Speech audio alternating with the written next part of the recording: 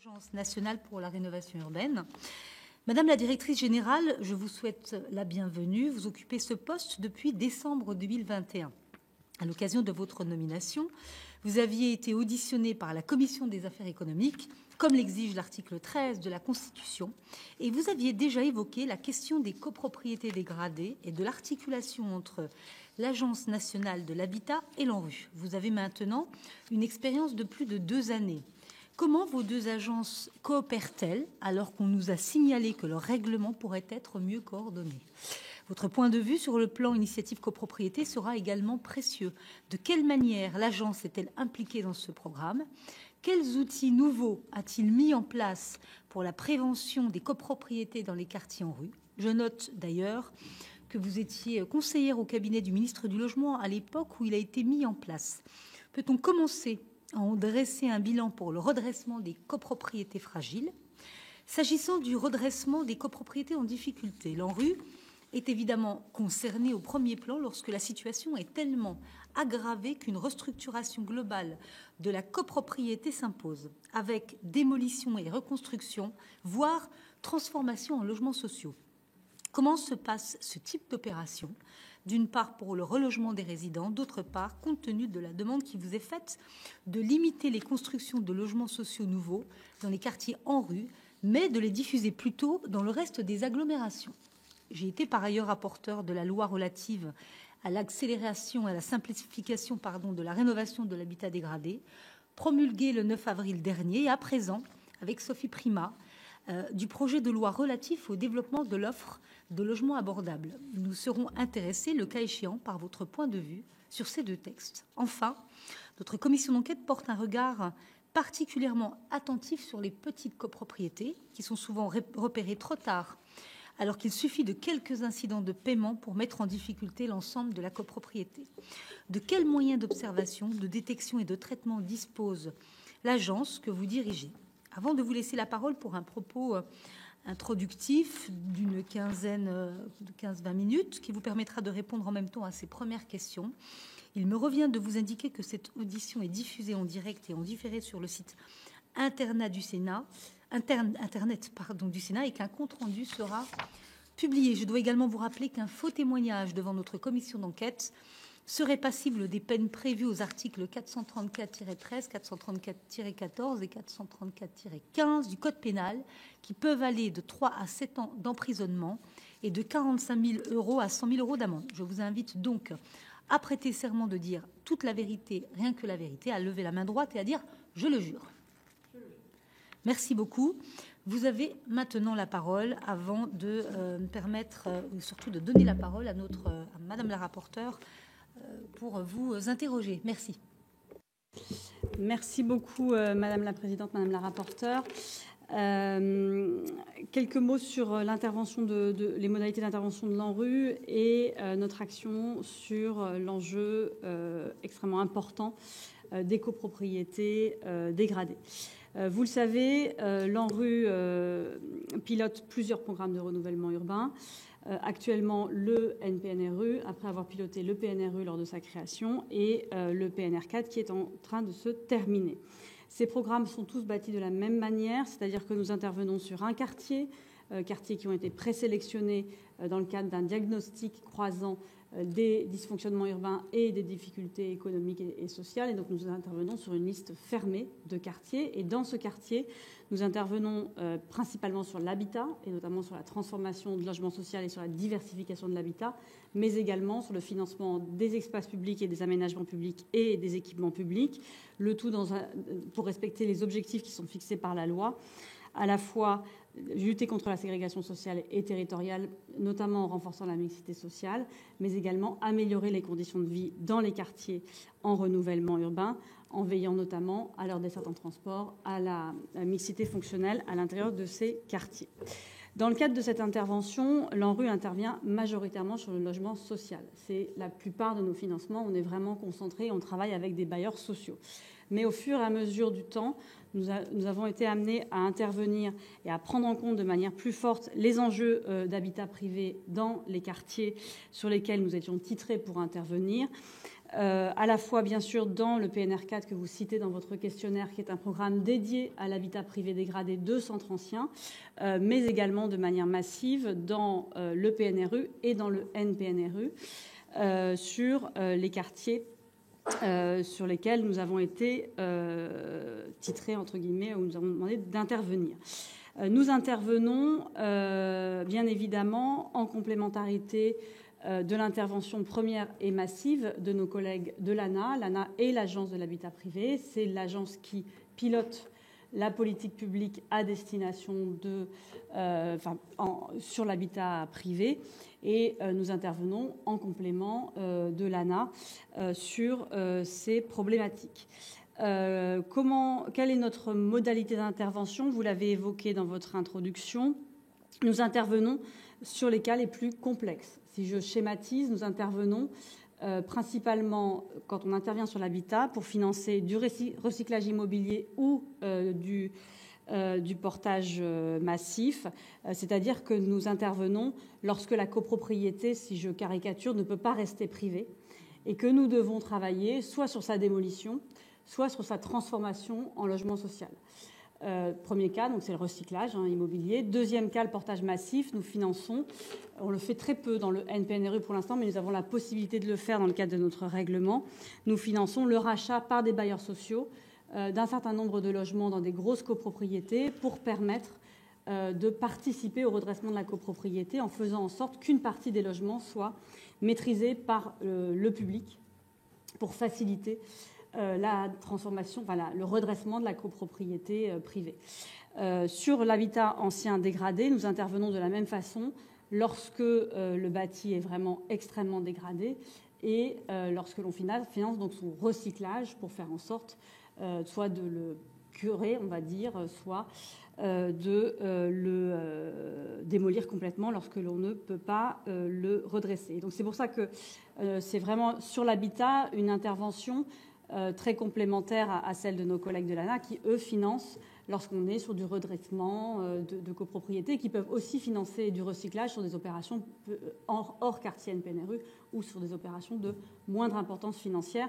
Je pense que si vous avez auditionné nos collègues de l'ANA, ils vous ont dit que dans notre convention, on avait des modalités de répartition de nos interventions avec notamment des montants financiers où on se répartit en fait les copropriétés lorsqu'on est sur du recyclage immobilier. Nous intervenons également en complémentarité de nos collègues de l'ANA dans les programmes de renouvellement urbain ou en complémentarité des ORCOD-IN pour financer ce qui va concourir de manière plus globale au redressement de la copropriété dans son environnement.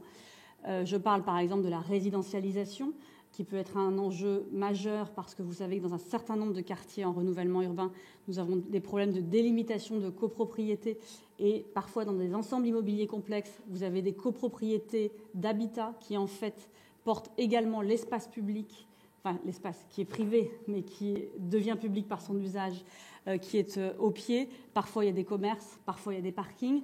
Et dans ces ensembles immobiliers complexes, parfois nous avons besoin d'intervenir pour dissocier en termes de propriété, ce qui relève vraiment de la copropriété d'habitat, si je caricature un peu, excusez-moi, mais et ce qui relève de l'espace public. Et dans ces cas-là, nous intervenons, par exemple, pour aider la collectivité à réhabiliter la place publique ou les espaces publics autour.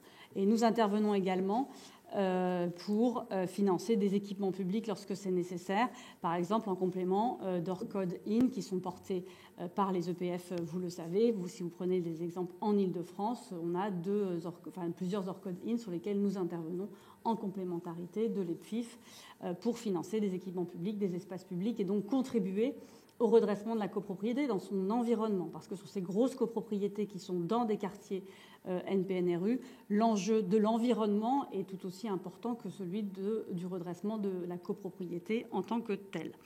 Et donc tout ça vous montre bien l'importance de l'articulation entre les différents acteurs sur ces sujets de copropriété dégradée, qui sont, je me permets de le redire à ce stade de l'audition, des sujets extrêmement complexes.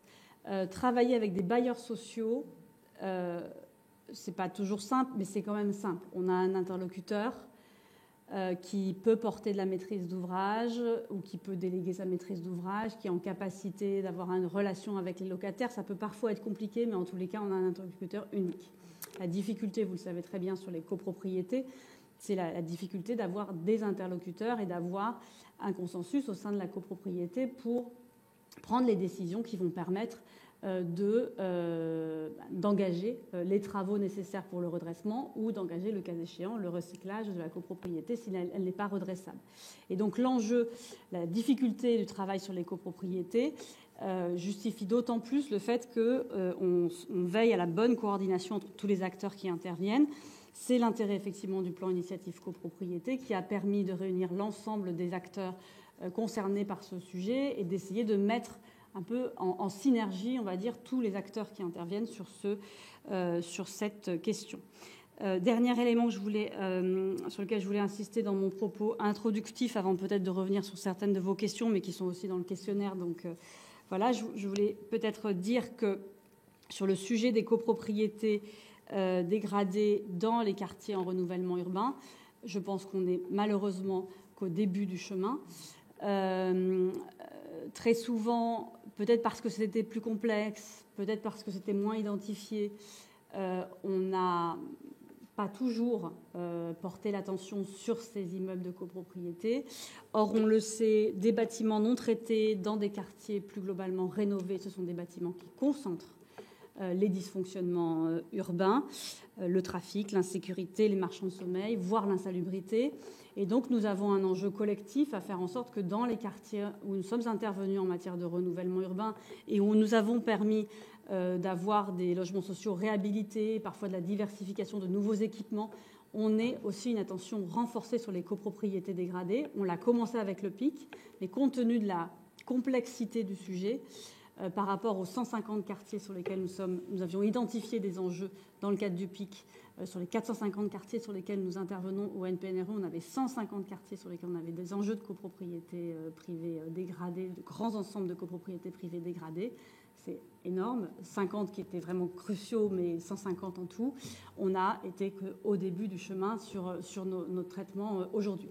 Et donc, pour le futur du renouvellement urbain sur lequel nous avons été missionné par le gouvernement en termes de réflexion pour réfléchir à ce que pourrait être le futur du renouvellement urbain, ma conviction est que nous devons être beaucoup plus attentifs aux enjeux de copropriété dégradée, mais ce qui pose aussi la question des outils juridiques, des opérateurs, autant de sujets sur lesquels je pense que tout le monde est mobilisé. La preuve en est la loi récente sur la question justement des copropriétés privées et de l'habitat indigne. Mais plus globalement, nous avons besoin des opérateurs qui savent faire. Il y en a qui se sont développés vraiment des capacités, des compétences, bien sûr les EPF, mais aussi des établissements comme la Soreca, par exemple, sur l'habitat indigne, ou la CIFAE, je crois que vous les avez vus aussi sur le pavillonnaire. Ce sont des sujets sur lesquels nous avons besoin d'opérateurs de très haut niveau pour pouvoir mettre en œuvre le sujet. J'aurais aussi pu vous citer CDC Habitat Copro, qui a été très actif dans cette mobilisation pour faire en sorte d'aller capter des logements pour aider au redressement des copropriétés par le portage d'un certain nombre de lots. Donc voilà rapidement présenter notre intervention sur le sujet pour laisser peut-être le temps aussi à vos questions, bien évidemment. Encore une fois, on peut toujours s'améliorer, mais je pense que la coopération qui a été initiée par le PIC et la coopération entre les deux principales agences, mais également les autres financeurs comme la Caisse des dépôts et l'ensemble des parties prenantes, mais la coopération entre l'ANA et nous est, voilà, je pense, désormais fluide. Nous avons effectivement des interventions complémentaires. Il y a parfois certains sujets qui vous ont peut-être été remontés d'articulation entre nos règlements, mais on a pu trouver des solutions dans la situation qui vous a peut-être été évoquée. Et peut-être qu'il y a quelques sujets à faire évoluer dans nos règlements respectifs d'intervention, principalement sur la question justement de l'articulation entre l'habitat et ce qu'il y a autour de l'habitat, où là c'est parfois un peu compliqué, notamment quand on traite des parkings, qui est un sujet pas simple, parce que vu que nous on intervient quand ça redevient public, Si on intervient sur un parking de copropriété, on intervient pour qu'il redevienne public, ce qui du coup rend un peu plus complexe l'équation sur un certain nombre de sujets. Donc voilà, peut-être sur ce point-là, mais si vous avez des questions, je pourrais y revenir. Merci beaucoup, Madame la rapporteure. Merci Madame la Présidente, merci pour ces propos. Je pense qu'en effet, le PIC a permis de prendre avec l'ensemble des acteurs une politique extrêmement volontariste et ambitieuse. Et d'ailleurs, on l'a entendu dans le cadre de nos auditions. En même temps, je dirais, cela reste un objet qui est assez limité dans le nombre de territoires sur lesquels il se déploie, qui reste extrêmement technique, extrêmement long et qui demande d'ailleurs des conditions de la réussite assez fortes, notamment, qui demande des conditions de la réussite assez fortes. Est-ce que vous pensez qu'il y a manière à dupliquer, je dirais peut-être pas à cette hauteur-là, mais comment le PIC aujourd'hui, il est à mi-parcours de réalisation. Est-ce qu'il peut être dupliqué, adapté à d'autres territoires avec plus de souplesse que sur des opérations très lourdes sur lesquelles il a été déployé en priorité sur les grands ensembles? Voilà un peu votre avis sur le PIC à mi-parcours et comment demain il s'adapte et quelle place vous y trouvez. Vous l'avez dit sur l'importance de traiter les copropriétés dégradées. Nous, ce qui nous intéresse en effet, c'est la paupérisation de ces copropriétés qui, à nos yeux, est un phénomène qui est trop invisible, trop peu renseigné, trop peu connu, trop peu objectivé, et en même temps qui est massif et qui se développe et qui se propage dans des territoires qui, jusqu'à présent, n'étaient pas confrontés à un habitat privé dégradé et qui se retrouvent un peu des élus parfois un peu démunis pour agir. Donc on sent qu'il y a la volonté de traiter davantage cette question d'habitat dégradé. Est-ce que quel est le dispositif le mieux approprié selon vous? Et est-ce que les deux, le projet de loi, la loi Habitat dégradé ou le projet de loi sur l'offre de logements abordables qui arrive, vous permet de voir a permis des avancées législatives? Au contraire, est-ce que vous souhaitez, ou permettra des avancées législatives pour le projet de loi logement abordable, ou est-ce que vous pointez des choses aujourd'hui, des avancées législatives qu'il serait nécessaire d'apporter au vu de votre pratique et des enjeux que vous nous avez dessinés? Merci. Merci beaucoup. Alors, peut-être un mot sur le PIC, sa mise en œuvre et son déploiement, et peut-être aussi un mot sur la paupérisation, effectivement, des copropriétés. Il y a un point que je n'ai pas mentionné dans mon propos introductif, et c'est une erreur. Nous appuyons, non pas que c'était faux, mais c'est juste que c'est un oubli, je vous rassure, les maîtres d'orchestre, les chefs d'orchestre de ces politiques sont les collectivités territoriales. J'aurais dû commencer par ça, surtout au Sénat. Et nous sommes, en tant qu'agence de l'État, en responsabilité de politique de solidarité nationale, là pour accompagner les collectivités territoriales. L'intérêt du PIC, ça a été quand même de se dire, avec les responsables, les maires et les présidents d'intercommunalité des territoires que nous avons identifiés, on se met tous autour de la table et on trouve des solutions ensemble. Et ça, c'est indispensable parce que si on n'a pas une collectivité territoriale réellement mobilisée sur le sujet, qui veut mobiliser à la fois des moyens et du capital politique, si je puis m'exprimer ainsi, sur le sujet, nous ne pouvons pas avancer. Et ça, c'est un des premiers éléments. Et étant donné que c'est extrêmement compliqué, les projets de copropriété privée, il faut vraiment un investissement massif. Et moi, j'ai vu des projets aboutir, mais les projets qui ont abouti sont des projets dans lesquels les élus ont été quasiment eux-mêmes en AG de copropriété pour porter le projet et la vision sur le développement futur du quartier et pour rassurer aussi les copropriétaires sur leur devenir, ou les locataires sur leur devenir. Donc ça, c'est un point extrêmement important. La deuxième chose qui me semble vraiment fondamentale, c'est d'avoir des outils et des opérateurs qui soient au niveau. Excusez-moi, je reviens sur ce point, je pense que c'est vraiment le sujet fondamental.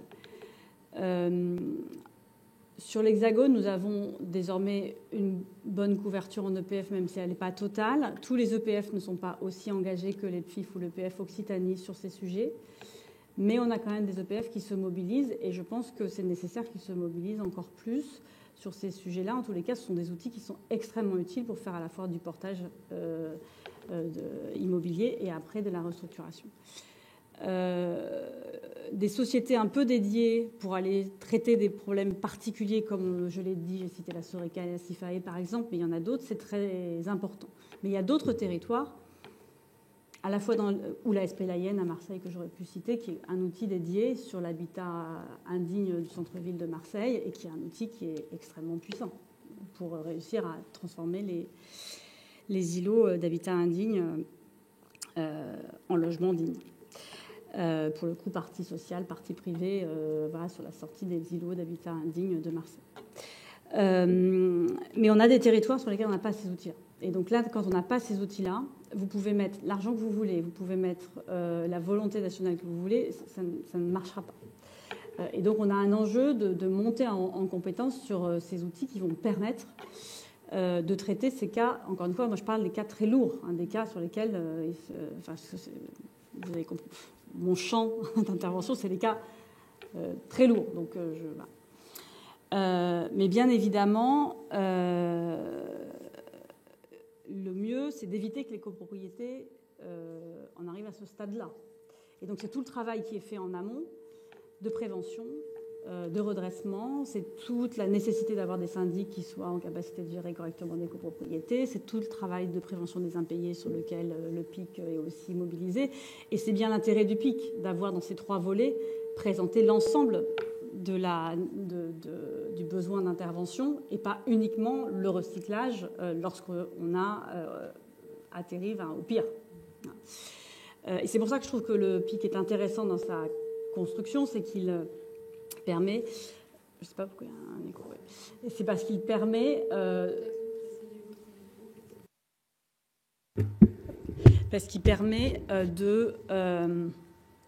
de prendre l'ensemble de la chaîne en fait et de la question, en commençant par la prévention et en allant jusqu'au recyclage, prévention, redressement, recyclage. Et je pense que c'est ça qui est intéressant, et je pense que déployer ça après dans les grandes métropoles, dans cette même acception, je trouve que c'est intéressant parce que ça nous permet de voir effectivement l'ensemble de la chaîne. Après, pour aller plus loin, c'est effectivement de l'anticipation, du repérage, notamment dans le cadre des compétences que les collectivités ont sur le repérage de l'habitat indigne ou le suivi après qu'elles peuvent mettre en place sur le suivi des impayés de copropriété.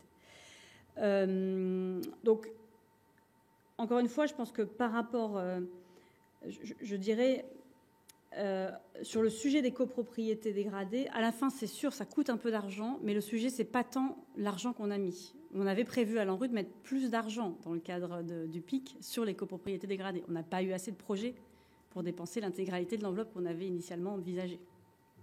Parce que les projets n'étaient pas mûrs. Non pas qu'ils n'existaient pas, non pas que les problèmes n'existaient pas. Les projets n'étaient pas mûrs.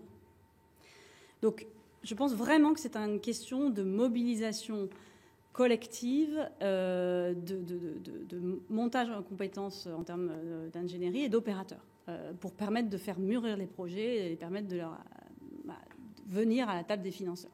Pour ce qui concerne l'ANRU, encore une fois, je ne parle que de ce qui concerne l'ANRU, je ne me permettrai pas de parler à la place de mes collègues de l'ANA, qui ont beaucoup d'autres sujets, bien évidemment, et qui vous diront ce qu'ils en pensent.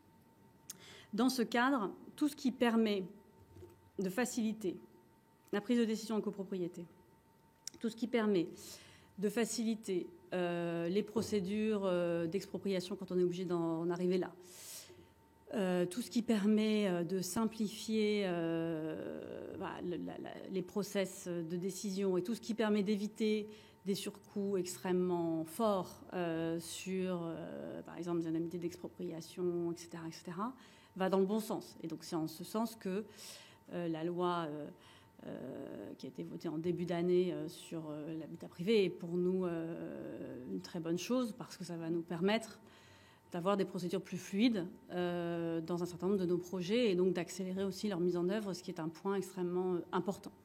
Et je pense que c'est bien et que c'est assez symbolique d'ailleurs que cette loi a été aussi faite suite à un rapport qui a été rédigé par deux maires que je connais bien pour les accompagner dans le cadre des programmes de renouvellement urbain, et qui ont l'un comme l'autre des problématiques. À Mulhouse, c'est une problématique de très grande copropriété extrêmement complexe, sur lequel, pour avoir la majorité, la maire a réussi à l'obtenir, mais pour engager le recyclage, ça n'a pas été simple. Et à Saint-Denis, un centre ancien dégradé particulièrement complexe aussi en termes d'intervention. Donc voilà, donc je pense que ça va dans le bon sens et que ça va nous permettre d'être plus opérationnels. Après, peut-être pour revenir sur la question de la paupérisation dans les copropriétés, un des enjeux aussi par rapport à ces évolutions, et on le constate notamment dans les zones tendues, le niveau de production de logement social permettant d'accueillir des ménages pauvres est également extrêmement important pour permettre d'éviter l'effet déport sur de l'habitat privé, voire de la division pavillonnaire, que vous avez dû évoquer bien évidemment avec d'autres interlocuteurs, mais que j'ai pu connaître quand j'étais préfète déléguée égalité des chances en Seine-Saint-Denis. Ces phénomènes de paupérisation de l'habitat privé indigne le plus souvent, ou de division pavillonnaire, sont aussi liés au fait qu'on a un certain nombre de ménages pauvres qui n'arrivent pas à accéder à des logements. Et donc c'est un sujet aussi plus global, je me permets de le dire, de politique de l'habitat, sur laquelle il est important qu'on soit tous mobilisés. Et c'est la raison pour laquelle l'ANRU, lorsque nous finançons le recyclage d'habitat privé, nous exigeons la reconstitution d'un logement social, comme on le ferait lorsqu'on finance la démolition d'un logement social. Je pense que vous connaissez cette règle. Lorsqu'on finance la démolition d'un logement social, on exige la reconstitution d'un logement social, mais en dehors du quartier politique de la ville, pour favoriser la mixité. Pour le coup, là, quand on travaille sur le recyclage d'habitat privé, on exige aussi la reconstitution d'un logement social, pas forcément toujours sur site, pour répondre à votre question, Madame la Présidente, en introduction, parfois hors site, parfois aussi sur site, ça dépend de l'équilibre des opérations que l'on doit engager. Par exemple, si je prends l'exemple des îlots habitat indigne sur Marseille, je vous donne les chiffres de mémoire, donc vous m'excuserez s'il y a quelques erreurs de pourcentage, mais on sort sur les îlots à 60% en logement social. On a 15% de contrepartie Action Logement et le reste en accession classique ou en locatif libre. Donc on est sur des sorties d'îlots d'habitat indigne où on a une part logement social, une part privée.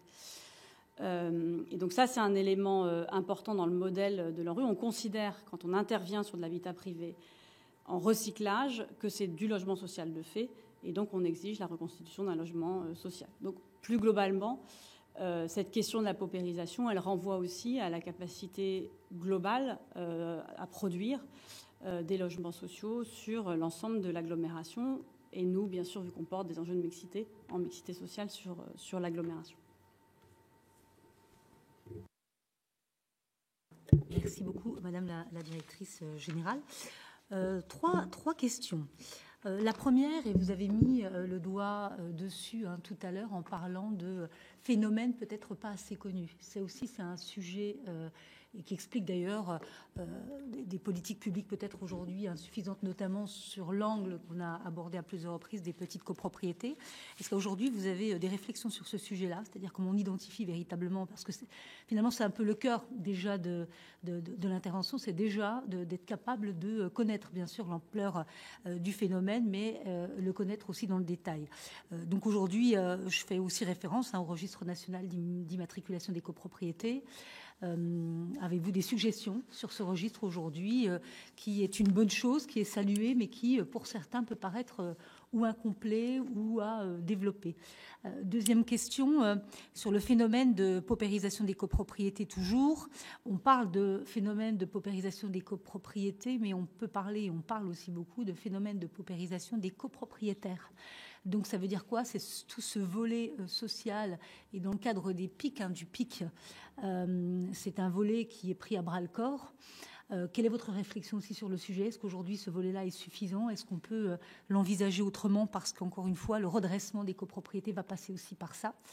Et enfin, vous avez évoqué un levier d'action que vous avez aujourd'hui, le basculement notamment des copropriétés privées en logement social.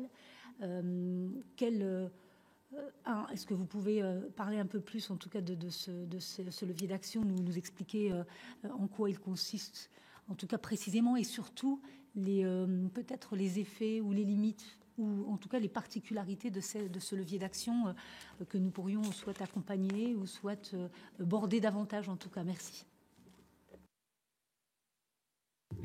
Alors, sur l'identification, sur ce travail d'identification, on l'a fait dans le cadre du PIC. On s'appuie beaucoup sur nos collègues de l'ANA qui connaissent beaucoup mieux que nous ce sujet-là et c'est aussi la mission de recenser l'ensemble de ces enjeux. Et donc, comme je vous l'indiquais, mais je peux vous redonner les chiffres précis, on a identifié au lancement du PIC 150 quartiers comme présentant des problématiques de copropriété, une cinquantaine avec des enjeux de copropriété fragile, 60 avec des enjeux importants et 30 avec des enjeux majeurs. Ce qui vous donne quand même l'ampleur du sujet sur ces copropriétés sur lesquelles nous intervenons. Et globalement, dans le cadre du PIC, 95% des copropriétés qui étaient identifiées dans le cadre du PIC étaient localisées en secteur NPNRU. Ce qui montre bien aussi ce phénomène de déport, on va dire, de la paupérisation dans un quartier. Lorsqu'on a traité le logement social, il y a des quartiers où c'est extrêmement visible. Où on a traité le logement social, où on a résidentialisé, et les dysfonctionnements urbains se reportent sur l'habitat qui n'est pas géré. Parce que là aussi, la grande différence entre une copropriété privée et le logement social, c'est que pour le logement social, vous avez un gestionnaire, le bailleur. Sur la copropriété privée, vous n'avez pas de gestionnaire, donc vous n'avez pas forcément de gardien, vous n'avez pas forcément, etc. Donc ça, c'est un sujet particulièrement aigu. Donc nous, voilà ce qu'on a fait en termes de recensement sur la partie grosse copropriété. Après, on a eu aussi, dans le cadre de la liste des quartiers sur lesquels nous devions intervenir, le gouvernement de l'époque avait aussi identifié des quartiers d'habitat ancien dégradés, alors qui peuvent être soit des monopropriétés, soit des petites copropriétés, pour reprendre vos termes. Donc, voilà. Et donc là, on a un certain nombre de quartiers anciens sur lesquels nous intervenons. Je vous ai cité Marseille, Saint-Denis, je pourrais vous citer Fort-de-France, sur lequel nous intervenons également. On en a énormément. Perpignan, le centre-ville de Perpignan, qui est également un quartier sur lequel nous intervenons, mais il y en a beaucoup. Pour vous donner des éléments chiffrés, parce que je ne vous les ai pas donnés tout à l'heure, mais on a préparé les réponses, donc on vous transmettra, mais en tout, sur le PNRU, NPNRU et PNR4, sur le seul sujet habitat, donc pas sur la partie espace public équipement, l'ANRU a contractualisé 1 milliard d'euros donc sur les 3 programmes, sur le seul sujet de l'habitat privé. Donc pas sur les espaces publics et les équipements. Donc ça vous montre quand même un investissement qui est significatif et qui s'est renforcé sur le NPNRU. Donc sur les grosses copropriétés, sur le NPNRU, on est à plus de 200 millions. Et sur l'habitat ancien dégradé, on est à 350 millions d'euros, notamment parce qu'on a le centre-ville de Marseille qui en prend quand même une grosse partie. Donc voilà, donc ça vous donne un peu des ordres de grandeur. Donc les financements sont là. Le sujet, c'est après comment on arrive à dépenser cet argent. Donc, pour répondre sur votre question d'identification, on travaille ce sujet-là avec nos collègues de l'ANA, et puis après, on s'appuie aussi sur les collectivités territoriales qui connaissent leur terrain. Après, on a aussi des sites qui avaient été identifiés avec des grosses copropriétés complexes et où on a des élus qui n'ont pas souhaité engager de projet de renouvellement urbain dessus dans le cadre du NPNRU. Et donc, il reste à traiter pour le futur. Voilà. Donc, ça fait partie de sujets sur lesquels on a encore du travail collectif à faire. Sur le volet social, nous intervenons vraiment pas du tout sur ces sujets-là, nous, à l'ANRU. Le seul point sur lequel nous sommes particulièrement vigilants, c'est sur l'accompagnement, notamment lorsqu'on va sur le recyclage des copropriétés, sur l'accompagnement en termes de relogement. C'est un sujet extrêmement complexe et sur lequel il y a la nécessité d'avoir de l'expertise. Donc nous, on a de toute façon dans toutes nos opérations de démolition des mousses qui sont mobilisées, des maîtrises d'œuvre urbaines et sociales qui prennent en compte l'ensemble des enjeux pour les personnes. Et très souvent, je reprends les propos de l'ancienne présidente de l'ANRU, qui le disait très régulièrement dans ses interventions, très souvent, à l'occasion du relogement, on découvre d'autres éléments de pauvreté ou de difficultés sociales qu'on n'avait pas forcément identifiées auparavant. Et donc, généralement, à l'occasion d'un relogement, lorsque c'est bien fait et bien accompagné, ça permet aussi de détecter d'autres difficultés, le cas échéant, sur lesquelles une intervention publique serait nécessaire. Sur la question du basculement au logement social, en fait, nous n'avons pas financé de dispositifs à ce jour, de portage massif, qui est le principal sujet. Et donc, nous, sur la transformation en logement social, c'est essentiellement lorsqu'on fait du recyclage, mais donc soit on démolit tout, soit on démolit quasiment tout et on reconstruit du logement social à la place. Par exemple, sur de l'habitat ancien dégradé, parfois on va juste garder la façade parce qu'elle est classée, on l'étaye et derrière, on refait tout. Voilà. Donc, c'est pour ça que on appelle ça du recyclage, parce qu'on garde quand même assez peu de choses de l'habitat initial. Donc, ça peut arriver. Dans ces cas-là, on sort généralement sur des paniers de logements et on essaye de faire de la mixité si on le peut, donc à la fois du logement social ou d'autres types de logements. Mais il faut aussi que le quartier soit suffisamment attractif pour qu'il y ait d'autres types de logements. Donc, c'est pour ça qu'à chaque fois, c'est différent selon les territoires. Mais sinon, donc, la manière d'intervenir qui a pour l'instant été moins utilisée par les collectivités, mais qui, à notre sens, peut être extrêmement intéressante, c'est le portage massif, c'est-à-dire de financer des bailleurs sociaux pour qu'ils rachètent les logements et qu'ils rénovent les logements dans la copropriété, ce qui permet d'atteindre des niveaux de majorité qui permettent d'engager après les travaux de redressement de la copropriété. Et ça me semble être un outil d'avenir pour le redressement des copropriétés, parce que les enjeux de demain, notamment avec la nécessité d'économiser les ressources, on va probablement moins démolir demain qu'on ne démolissait aujourd'hui. Alors, sauf les choses qui ne tiennent pas, quand ça tient pas, que ça risque de tomber sur les gens, on démolit. Mais si on peut éviter de démolir, je pense que voilà. Et donc la question d'essayer d'éviter d'arriver à ce stade extrêmement critique où on est obligé de toute façon de recycler parce qu'on n'y arrivera pas autrement. Le fait qu'on ait un bailleur qui rachète des lots, c'est très utile. Et c'est très utile même quand on va dans le recyclage, parce qu'en fait, ça facilite la démarche de rachat et d'expro quand on veut recycler la tour. Et donc, c'est vrai que c'est un outil qui est extrêmement intéressant. Après, tous les bailleurs ne vont pas dans ce type de dispositif, parce que pour un bailleur, gérer 3 logements dans une tour dégradée, c'est pas très intéressant. Donc, il faut qu'il y ait un panier. Enfin, c'est pas très intéressant, c'est compliqué. Donc, c'était tout l'intérêt de la filiale CDC Habitat Copro qui permettait de... Je ne sais même pas si c'est une filiale, mais de CDC Habitat Copro qui permettait justement d'avoir cette action extrêmement forte. Voilà. Donc, je pense que ça va faire partie aussi des choses qu'il va falloir qu'on développe progressivement, d'arriver à faire en sorte qu'on ait plus de bailleurs qui sont en capacité d'aller porter des lots dans les copropriétés pour participer à leur redressement. Je pense que c'est un outil qui peut être extrêmement utile. Et là... voilà, je laisserai les bailleurs dire ce dont ils auraient besoin pour pouvoir le faire plus, mais je pense que ça peut être un outil utile pour favoriser le redressement des copropriétés. Merci beaucoup.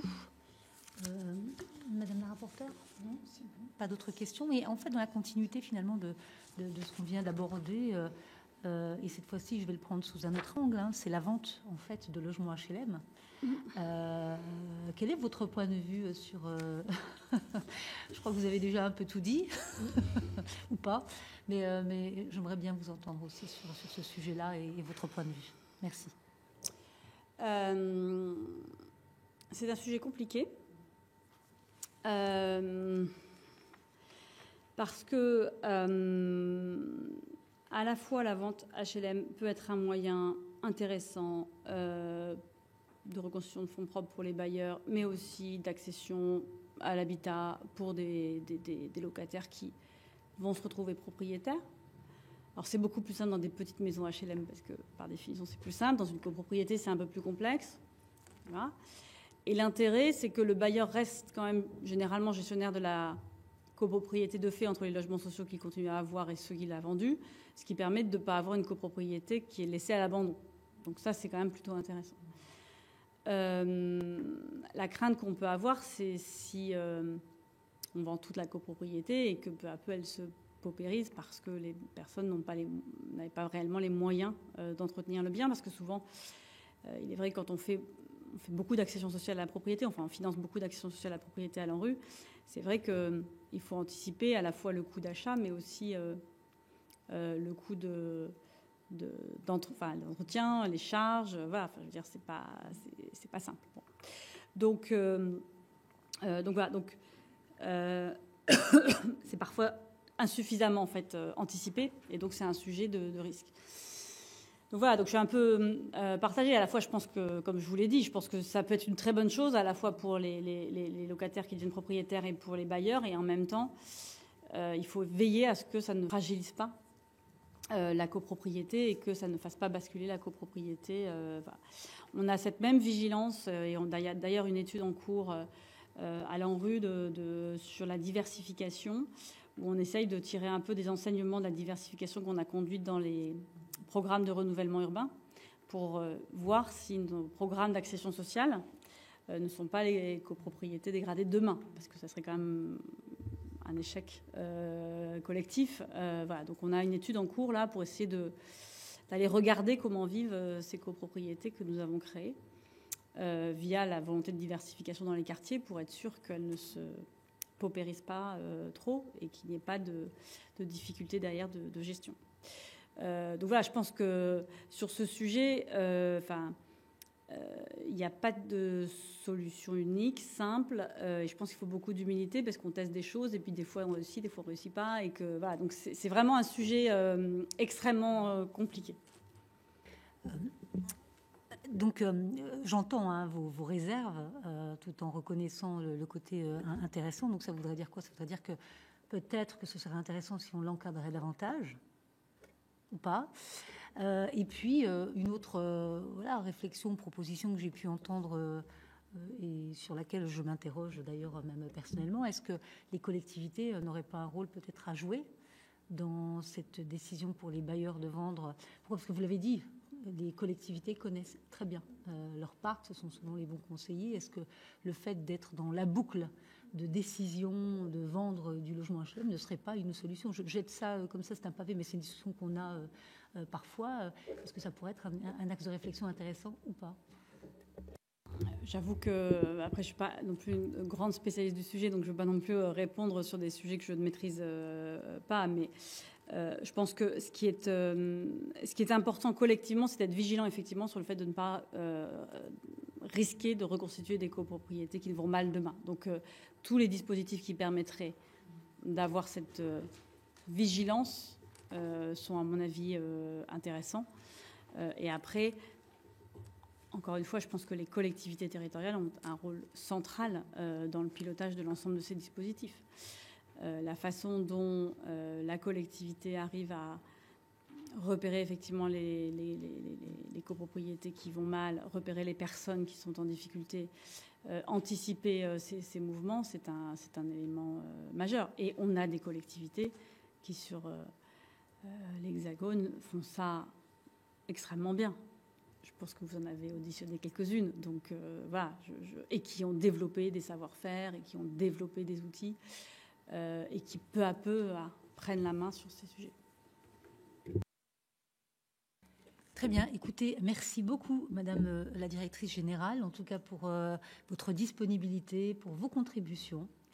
Il me reste à vous préciser aussi que nos travaux, comme je vous l'ai dit, arrivent quasi à terme, en tout cas nos auditions, pas nos travaux, nos auditions. Et donc on sera ravis de partager avec vous les résultats de cette commission d'enquête courant juillet. Voilà, ça arrive. Merci encore. Merci beaucoup à vous.